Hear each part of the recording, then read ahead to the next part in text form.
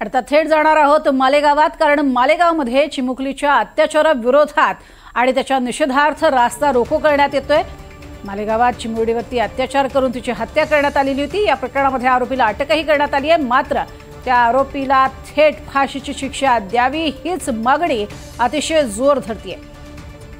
ज्या दिवशी हे सगळं प्रकरण समोर आलं होतं त्यानंतर मालेगावमध्ये कडकडीत बंद पाळण्यात आलेला होता, तसंच काही ठिकाणी रास्ता रोको करण्यात आलेला होता।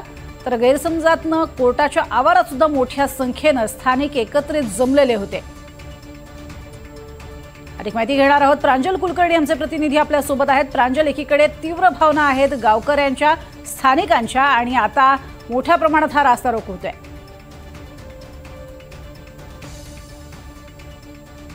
काही दिवसांपूर्वीच मालेगाव तालुक्यातील डोंगराळे गावी एका चिमुकलीवरती अत्याचार करण्यात आले होते, तिची हत्याही करण्यात आली होती। यानंतर या आरोपीला पोलिसांनी ताब्यात घेतलं होतं, मात्र या आरोपीला फाशीची शिक्षा देण्यात यावी।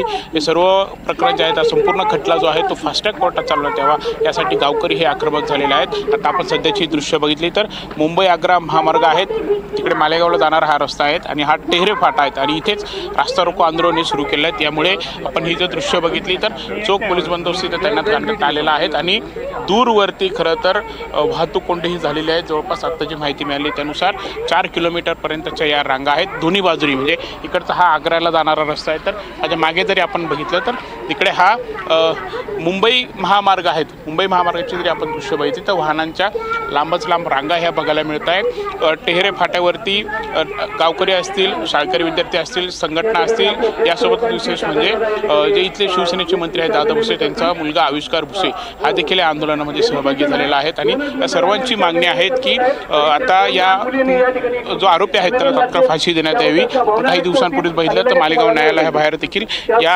आरोपीला जेव्हा कोर्टात आणलं जाईल अशी माहिती मिळाली होती, त्यानुसार तिथे नागरिक आक्रमक झालेले होते। सौम्य लाठीचार्ज देखील पोलिसांना करावा लागला होता। आज पुन्हा एकदा या आरोपीला खरं तर व्हीसीद्वारे न्यायालयात हजर केलं जाईल अशी माहिती मिळाली आहे। एकीकडे कोर्टाबाहेर पोलिसांचा बंदोबस्त तैनात आहे, तर दुसरीकडे अशा प्रकारे रास्ता रोको तो सुरू करण्यात आलेला आहे। आता आपण हे समोर दृश्य बघत आहोत, इथे आंदोलन सुरू आहे, तिथे खरं तर हे आपण दृश्य बघत आहोत। हे बघा